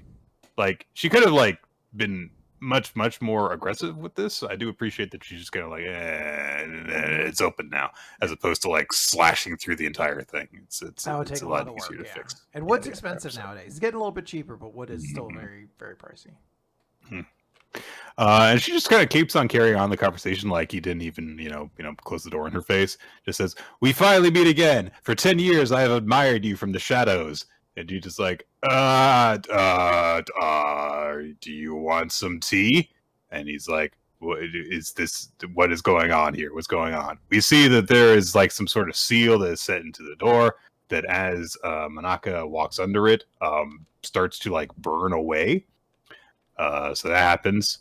Manaka brings up their time together when they were kids, and Jinta thinks that she's just making everything up. Manaka says that if there had been another woman in the household, she would have fucking killed her with her sword. Cool. And then she's like, oh, I better summon my attendants. And she claps her hands and a bunch of demons appear. Jinta starts to freak out. And he just leaves. He just leaves. He just just walks away from the situation, goes to school, and is talking to his sister on the way back, Matsuri, and is like, I had a crazy dream this morning. Still just like, nope, that did not happen. I'm disassociating. But as they are walking down the street, Manaka is on the other side of the street, and she sees her boy with another girl, and is like, I want to kill that woman. But fortunately, Jinta is immediately like, that's no, that's no. And Matsuri is also, and Matsuri is like, oh, you're really cute. Is that Demon Slayer cosplay? Hey, we're referencing a much better series. And Manaka is like, well, this demon is going to slay you, which I don't know what the pun was in the original Japanese with the Kimetsu no Yaiba. But it's not a good punchline. I gotta say, it's just not. Well, Nick, this series is still finding its footing. Hey, first season of Parks and Rec wasn't good either. If you know what I'm saying, it takes a little time to find your footing. So Matsuri just finds Manaka super adorable, and they just go home. They just all go home together. And then we get like more backstory. It was like, oh, I guess these demons are real and stuff. And also we meet another sister, Tsumugi, who's younger than Jinta. She looks like she's like grade school level. And so Manaka's like, oh yeah, if I didn't realize you were his big sister, I shouldn't have attacked you with my katana. And Jinta's like, well, you shouldn't attack people with your katana even if they aren't my sister. What up. And Matsuri's like, it's cool.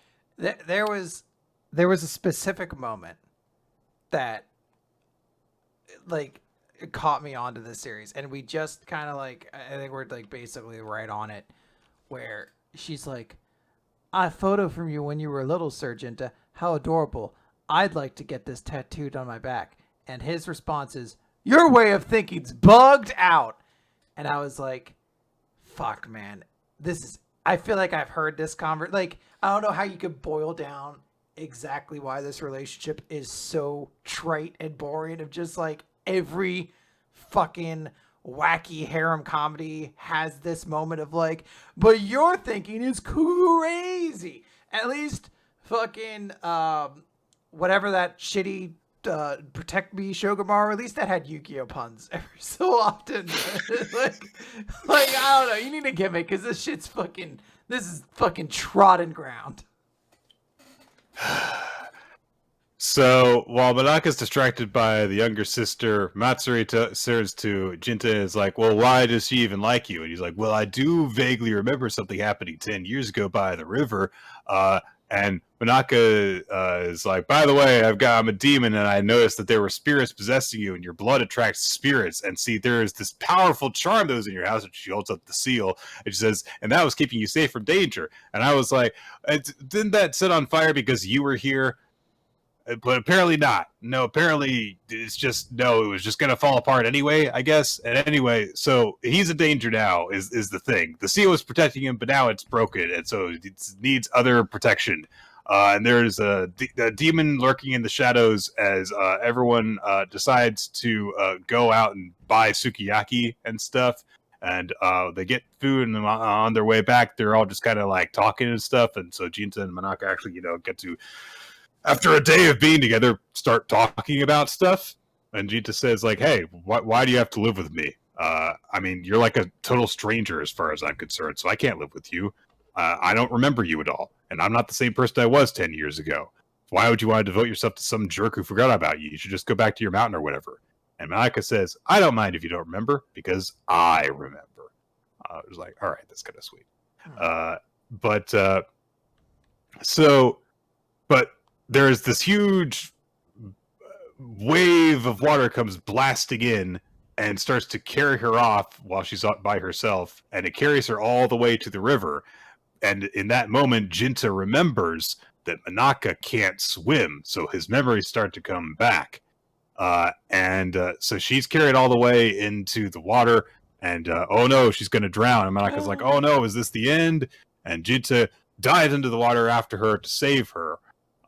And he's like, now I remember, when I was a kid, I was lost in the mountains, and on the bank of a stream I came across a drowned girl with beautiful white hair who wasn't breathing. So I frantically did CPR the way I'd seen my grandpa do. Okay, so I guess that's how we know CPR. Cool, sure. Fine.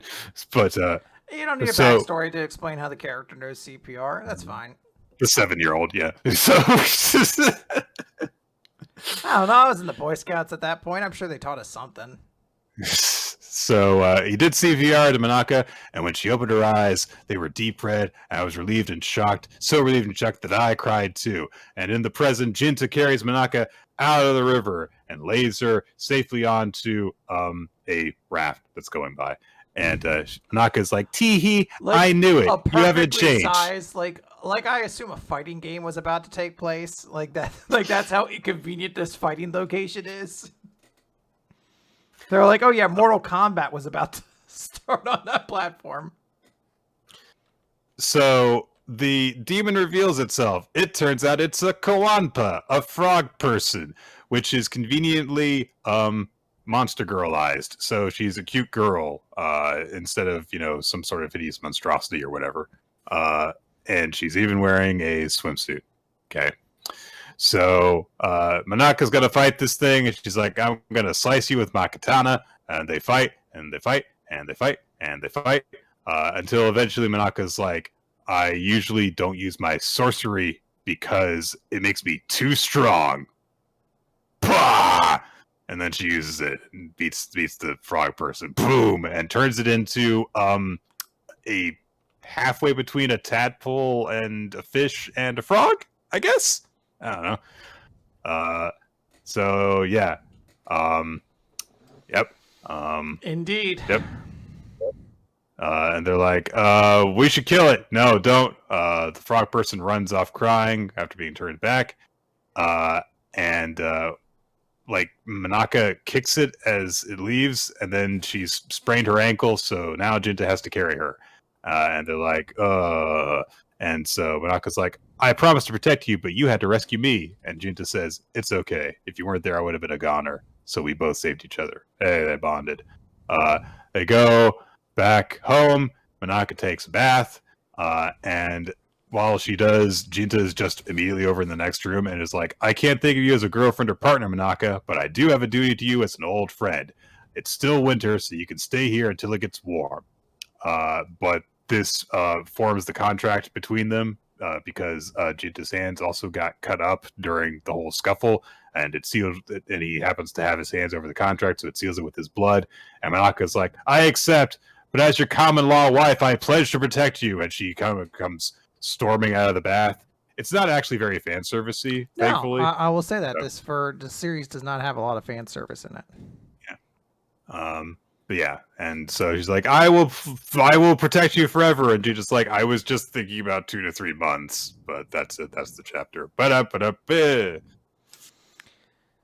So, real quick, because we are going to talk about this for another 2 chapters, and then we'll decide whether we want to keep it or not. I don't want to go super harsh. I know we kind of jumped on that early on today, that kind of the gag. I will say I would give this series a little bit of time. As it is right now, it needs something more. It's just not particularly funny. I guess I appreciate that it's not super lewd, but at the same time, it's also kind of just very forgettable. It's a very rote premise. It's a very rote relationship. It's just we're the kind of gimmick of monster girls doesn't even feel that unique. So I'm kind of just waiting for some hook maybe to pull this series together. It, I guess, had I don't know if you want to call it fortune, that with Worry Dragon kind of on hiatus. I feel like if Worry Dragon was in this magazine, this would have hit the magazine with a dull thud and immediately been out. But maybe there's an opportunity. I don't know. I'll kind of wait and see with this series, but I don't have a lot of high expectations for it at the moment. It is okay, Yeah. It's it's not bad. I would like it more if it was bad. Yeah.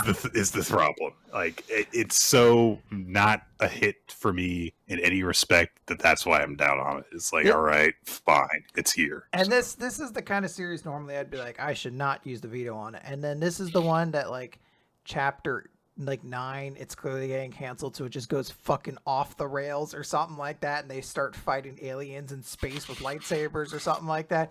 You know how many times the Discord's been like, you motherfuckers dropped Earthchild right as it got fucking insane, and I'm like, all right, I get it, but here I am over here happy about it. So you say that until the audience forces their veto on us, and they're like, no, you have to read it.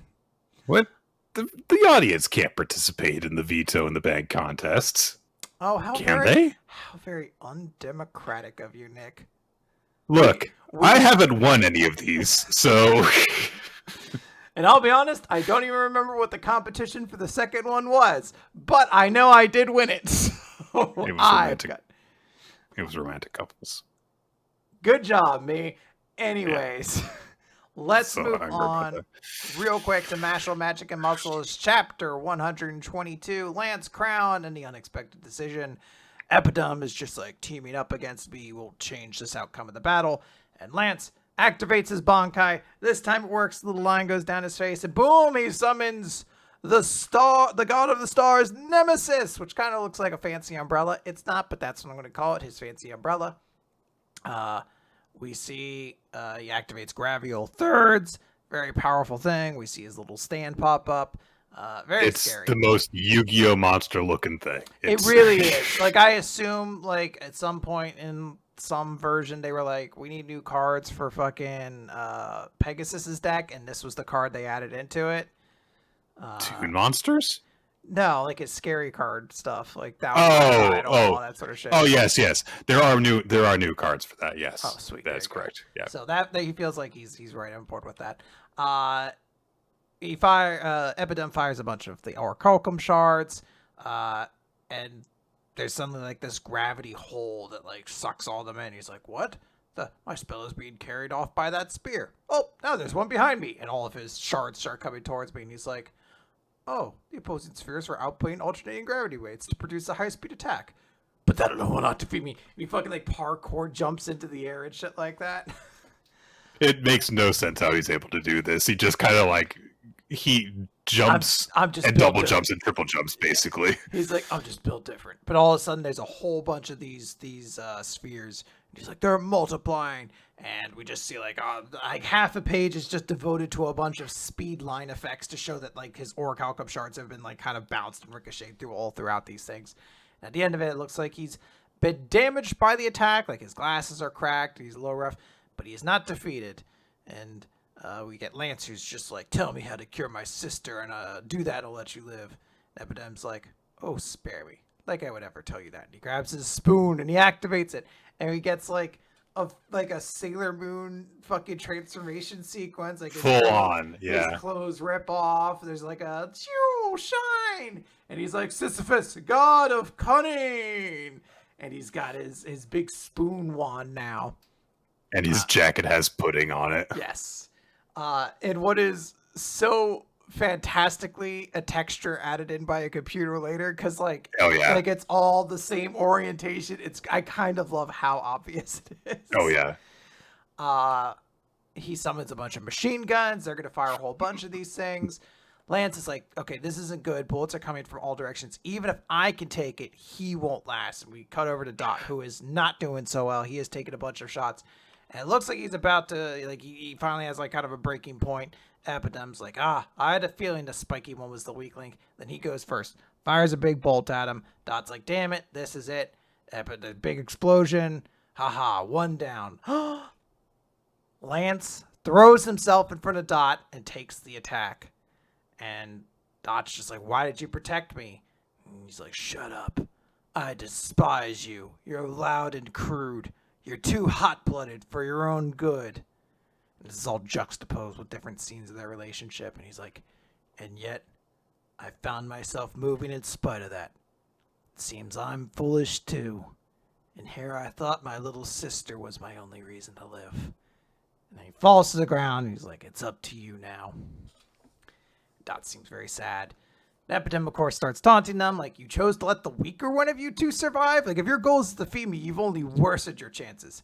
It wasn't very logical. In fact, it was downright stupid. I would never make such a dumb mistake. And Dot's like, yeah, dumb. Doesn't your little sister need you? Doesn't she not have, like, she has so much more left for you to do? Why'd you do this for me? He looks up, he's like, all right then. And we see the little cross on his forehead activate. He's like, you're gonna die 100 times over. And maybe, Nick, maybe finally we'll get an explanation for what the Irma Cruise or whatever the fuck Dot is actually means. Yeah, he powers up so much that it actually rips apart his headband. It's great. So, yeah, but it's different from the lines, I guess. So completely different thing, yeah. Yeah, this is a pretty, straightforward shonen buddies kind of chapter, but for what it was, it was pretty okay. Yeah, I liked it. All right, the Elusive Samurai, Chapter 76, Mounted Single Combat, 1335. So, Yukiyasu is going up against Shibukawa, and they do their weird things to get super powered up. So, Yukiyasu just, in order to power up, thinks about Shrine Maidens doing things that lets him touch them as they touch him in very innocent ways, basically. And he gets really turned on by it, and it powers up his muscles so that he does really powerful slashes. And it's like, oh, what if he laid his head in this one's lap? What if he held this one's hand? Ooh. And he's just thinking about that, and he's powered up, and he's slashing at Shibukawa, and that makes him strong. And everyone's like, wow, yep, that makes him strong, all right. Fair enough. Yep. So everyone's just kind of observing as they go about mounted combat like that, and everyone's like, oh, hey, if we win this, then that's going to be a huge boost for morale. But as Yorishige is observing the fight, he thinks, okay, so Uno is definitely more skillful, but Shibukawa responds with youth. He is unrefined, but knows neither fear nor exhaustion. And so he's like, this kind of explosion of youthful emotion could overpower everything that we've got in our favor. So Yukiyasu is fighting back. Uno is thinking to himself, like, all right, this young one is strong. This leaves me no choice. There is a physical cost, but I need a stronger fantasy too. And there is suddenly a clang as Uno has an arrow ricochet off of his the shoulder of his armor. And someone in the troop says, "Ha! Take that, fool! We think single combat is old-fashioned." And they're like, "Wait! What the hell? Those aren't our troops." And Genba's like, "Oh, that kid's done it." And it's the kid who's among the generals who has basically done some misdirection. And he's like, "Yeah. I just gave some of our troops a Suwa standard to act under, and now behold the results." And Yukiyasu gets really, really, really pissed off. He slashes his sword, and immediately this giant blast of blood flies out of Uno. He's like, "Impossible! I didn't see it coming!" And Yukiyasu cries out to his troops, saying that justice is on our side. So the battle begins in full form. We cut over to where Shizuku is with some of the women who are working the war, tending to the wounded. When we get some narration explaining that, that there's not just soldiers who go to war, non-combatants lend support behind the lines, and just kind of giving some like basic historical stuff over like, hey, here's all this stuff that happens when beyond just like people who are fighting. And we also get a moment where there's just a guy who's like, "Hey, ladies, I brought a head in here. I killed a guy. Here is his head." And they're like, "Oh, well done. He wore a helmet. Did the enemy name himself?" Oh, it just has this long conversation over this stuff. It was like, "Oh, was he a commander?" And all this, and Shizuku is going over this and saying like, "Oh yeah, we took one of these men prisoner yesterday, so asking him may reveal who it is, and I'm sure you'll get good news." So. And then we get this whole thing of like, hey, there's all this death makeup that's taken that is done because they want to show respect for a warrior's death. Anyway, the girl crazy general comes suddenly bursting into the tent that they're in, and is right behind Shizuku, and is saying that he wants to claim all of them. So, ugh. Yeah. This is a weird chapter. This was a weird chapter. I don't really know what to say. We start off on the note of like, oh, okay, here's these two weirdos fighting each other, and it's like, oh, okay, and then the fight ends emphatically about 2/3 of the way through, and then we get all this stuff about like, hey, here are some little historical tidbits that don't really have any plot bearing on the story, but it's, here's Shizuku. Oh, there's a guy who really likes having sex with women, and he says he wants to have all the women. Oh. So, yeah. Okay. We're gonna see where this goes. Yeah. I don't know, but we have a chapter to. Yeah, we have a series to end on. Yeah, let's talk about Black Clover, page 336, the final enemy. So we open after all the big stuff happened last week, where the populace now knows about all this happening. They're like, "Holy shit, the Wizard King is the enemy. This is insane. What's going to become of the kingdom?" And all of the captains have kind of gathered together. Yuno shows up, very angry. Clearly there's a report that happens. We see the faces of the three ladies who were there when Asta was vaporized into seemingly nothingness. And the captains just start kind of going on about, like, I guess so that means Asta. And Rill, in maybe the only relatable moment this character has ever had, he's like, yeah, it started as a party, but it kind of feels like a wake now. And the character's like, shut up, Will. And he's like, oh, thank God, the right use for Rill, the one that everyone hates. Everyone's like, shut the fuck up, Rill. Yami is very angry. He's like, Nature Boy Ric Flair. And Nature Boy Ric Flair shows up in Shadow. I always want to see how many times I can surprise Nick with it. Well, since the last time that we talked about Nacht, all this other stuff involving Nature Boy Ric Flair happened. So I'm just thinking about like Nacht getting into an intense fight and just passing out multiple times during the fights.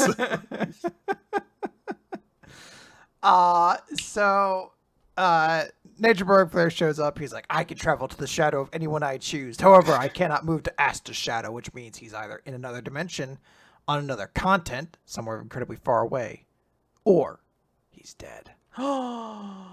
So you have no idea where he is. Okay, yeah. Got it. Yeah.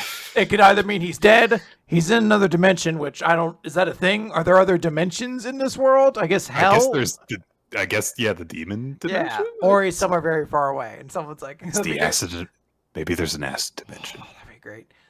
Someone would be like, how far is far away from your powers? It's like, I don't know, like a mile or two. It's like, it's actually not as far as it sounds. Like, I kind of make it a big deal when I talk. I can teleport to anyone's shadow. They have to be in the same, like, city, block kind of area. Like, like a couple blocks away. But then I can boom anywhere I want.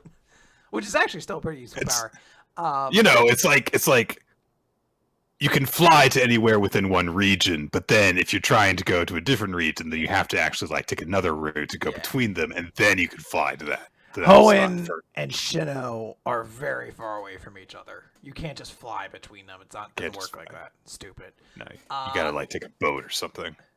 They comment on like, oh hey, Lord Julius, Lucius is our enemy. The great hero Jack the Ripper interjects to say, "Ha! The Wizard King! Who'd have figured? One body, two personality. So it's like what happened with the elves, huh?" Pretty much. He adds a great comment. Nozel is like, if he's a Zergratis, then that probably means he has a relation to the Dark Triad, and he's taking control of all the devils in the underworld, meaning his power is even greater than theirs was.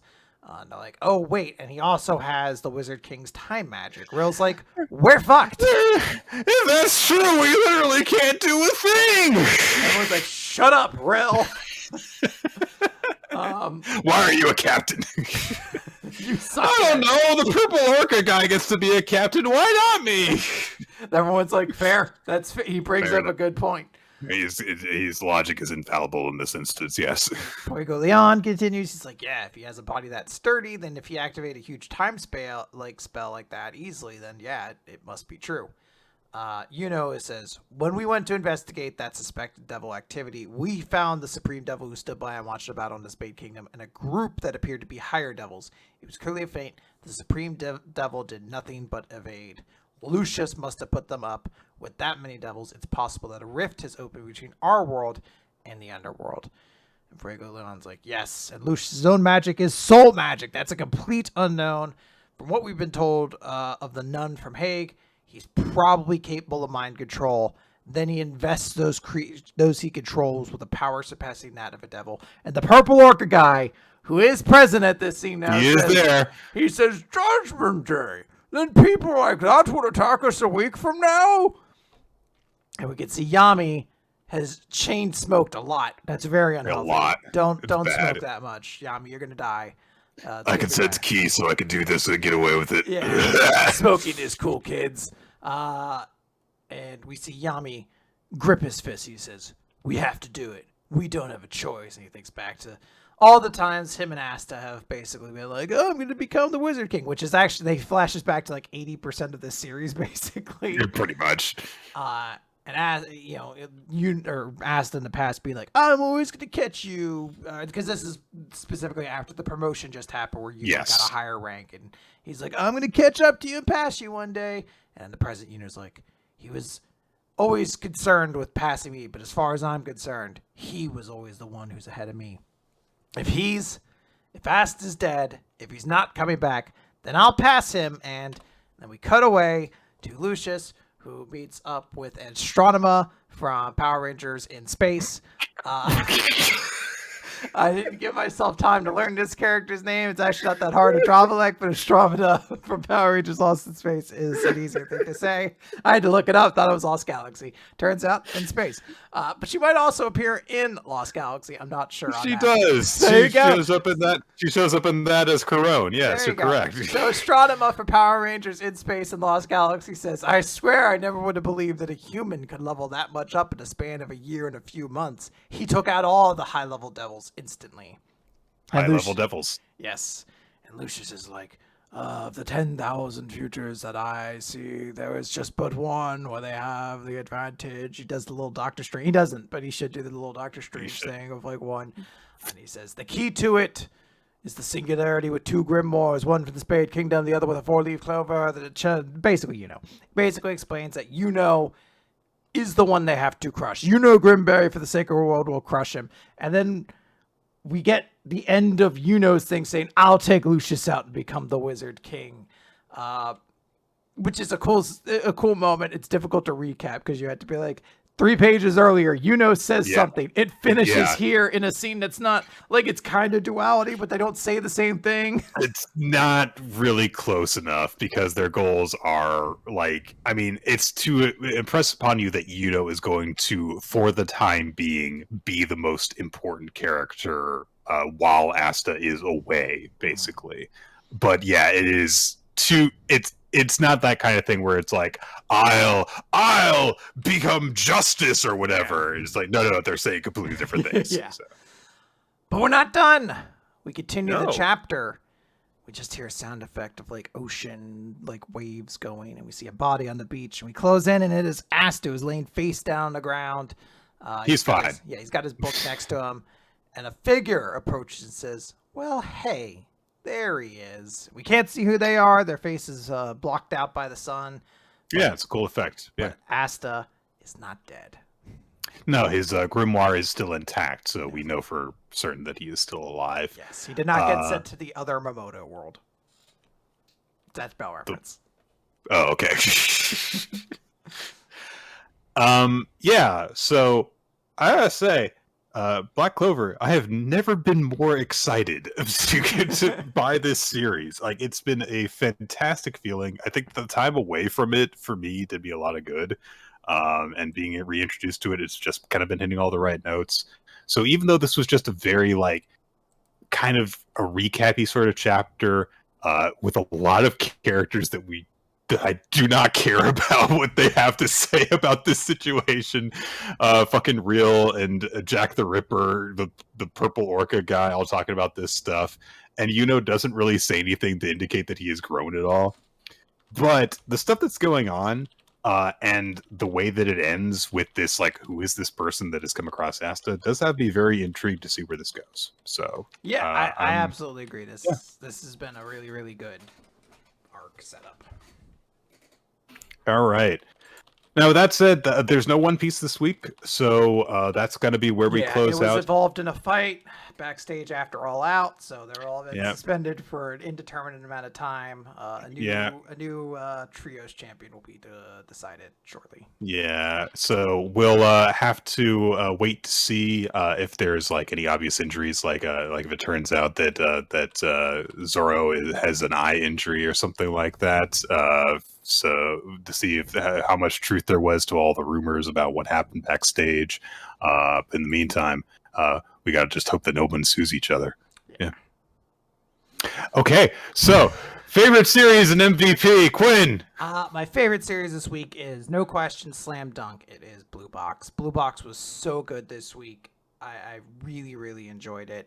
It lifted up the character Chinatsu so much. A character we've kind of talked about before, like not always having like a great idea what she was all about. This chapter gave so much more of a context. I know a lot of demisexuals are going to be able to read that conversation and feel a part of themselves there. I don't know if it's intended representation, but it certainly is definitely appreciated. And it was just really, really cool and like a good introduction to Ayame as like our new character, antagonist, whatever it might be. Just really good and felt like there was a ton of content in it. Oh yeah, I'm gonna agree 100%. There were some other good chapters. I liked Kaiju number 8 this week. I liked Akane-banashi, but in terms of just top to bottom, all hits, all really appreciated, and also for a long chapter, I gotta give it to Blue Box as well. Yeah, a lot of great series. My character of the week, I'm going to double up on it, is Chinatsu. As I said, I really, really enjoyed what this did for her as a character. I feel like I now have a really good understanding of where she is mentally as a character. We've had that kind of explored with Hina, and we've been getting in little tiny chunks about Chinatsu. But same way I kind of explained, like Kaiju number 8 made Mina a little bit more interesting in this chapter. Blue Box did it on a much bigger level, I feel like, for Chinatsu, and I'm suddenly like, okay, now I'm invested to find out where these relationships with all these characters go, because I feel like I have a much better handle on Chinatsu now. I'm gonna give mine to Juiz, an Undead Unluck. Like I said, I just thought that they looked really cool in this chapter. Yeah. I like the conversation that she has with Fuko, and I love the comment of like, I've been, every loop that I've been going through, I've been the one who's had to watch all my friends go off to their demises, and now I get to fight for you. So I really appreciate that. So yes, extremely good. The audience agreed with you about Juiz, by the way. Juiz won MVP, and Akane-banashi won chapter of the week from our audience, which I can absolutely see. Great chapter. It's a good chapter. Yeah. Guys, that is going to do it for Weekly Manga Recap. If you want more Weekly Manga Recap, you can check out all the places that we posted to, like podbean.com, weeklymangarecap.podbean.com. You can also check it out on youtube.com/Weekly Manga Recap. Anywhere the podcasts tend to get posted to, such as Spotify and iTunes and all those places. You can also check out patreon.com/Weekly Manga Recap for bonus content that we produce for you guys. We appreciate all the support that you guys show us over there. And we also want to give shout outs to the people who help make the show what it is, and not just everyone in the audience, although we do appreciate all your efforts. We also want to thank Ninja X3I, who creates the maintains the spreadsheet that keeps track of all sorts of statistics associated with the show, including recommendations. If you want to find that sheet, you can join us on the Weekly Manga Recap Discord server and participate in conversations whenever weekly chapters come out. Whenever there is a new series that is picked as a recommendation, you can participate in discussions surrounding it. There's going to be a while before we talk about Get Backers, so if you want to talk to people about that ahead of time, go jump in there. We would also like to thank Wednesday Del Cheddar and Milo Jack Stillis for creating the opening sequence of Weekly Manga Recap, which you can see on the YouTube channel. And the thumbnails that you see on some of those are done by Steve Man, Tire Artist, whose work you can check out on twitter.com/SteveManArt. Yes. All right. That is going to do it for Weekly Manga Recap this week. I guess, do we have anything else we want to say? No, I don't think so. I think we're just waiting to do Get Backers. We're going to enjoy it, Nick. Yeah. And, yeah, I'm trying really hard not to just launch into like another CM Punk Rand reference right now. Like it's been on my mind so much. I can't. Nick, we can't. Our audience, like the Venn diagram that overlaps between people who understands AEW backstage drama and then our podcast, it's getting smaller the more nuanced we get. Like we can reference wrestling that a couple people. So, that's okay. I'll explain. It'll only take me 8 years of history lessons to do. I was gonna say in 2014. You have to go back a little bit earlier than that because there's a bunch of people commenting on the fact that the CM Punk tried to really take over as locker room leader, and there's a great story about like Booker T. Everyone laughing about it. Yeah. Well, yeah, like I guess like someone being like, he was like, "Hey guys, as locker room leader, you got to pick up the trash." And Booker T, who'd been in the locker room longer, like just threw trash at the guy. I was like, "What do you want me to do?" Like what? Wrestling's a wild place. Goodbye, everybody. Wrestlingers are weird.